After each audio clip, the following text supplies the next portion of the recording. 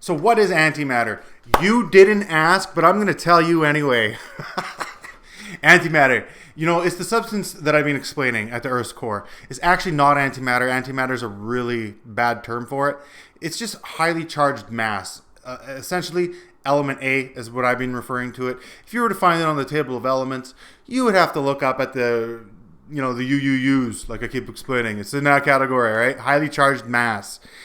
It is actually the building blocks of life. With this mass, if utilized properly, you could use it to synthesize anything from, proteins to bacteria.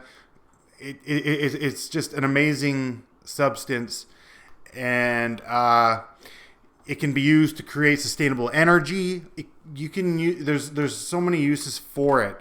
But it's also extremely hazardous to use and to take out of the Earth's core for obvious reasons. It's also responsible for our gravity.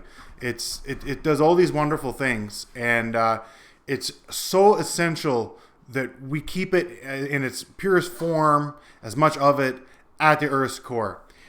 I would even go further for it than that. Backpedal a bit here. Just wait a second. I lost my train of thought here.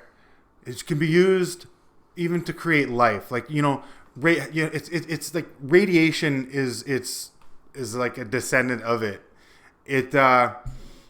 And radiation is what causes mutations and whatnot. So just like it can build proteins and all these other things, it's actually the building blocks of life. In a charged planet, there's an excess of it. We don't have that luxury anymore.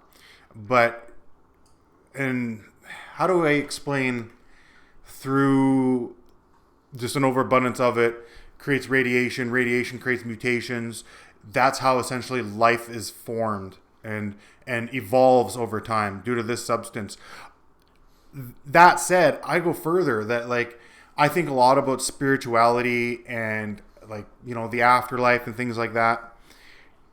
I personally believe that it's responsible for what we call heaven.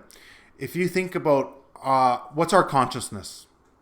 What are we? What's life? Well, life is obviously us, but it's energy actually that sustains that.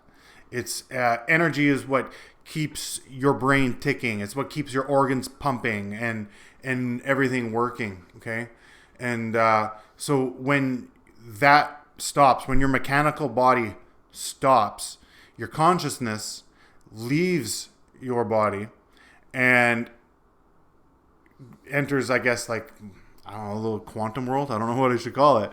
But, and all these things interact. Like the planets used to be referred to as gods. And, or if you want to go biblical, heaven and earth was created at the same time. Actually, I would argue that the sun is also made of this stuff. It's highly energized. It's kind of in reverse order for the sun. And, so it's extremely important, if we destroy the planet, it's a big question there, you know what I mean?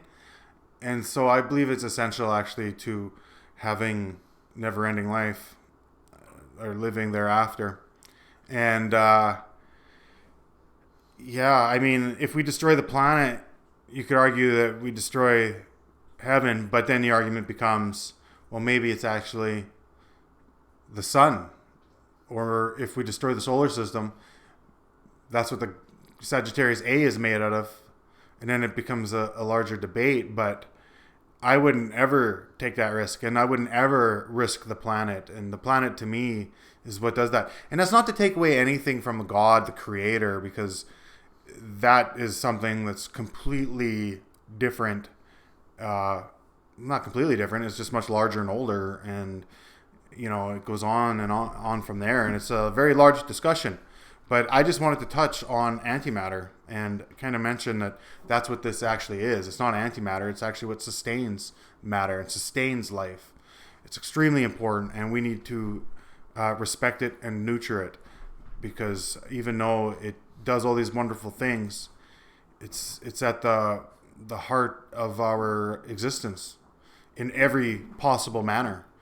So I just kind of wanted to mention it. I'm going to talk more about it later, because my view of the afterlife and spirituality kind of revolves around this, and revolves, is intertwined with science itself. So it's something I'm going to discuss more in the future, and I'll see you guys around.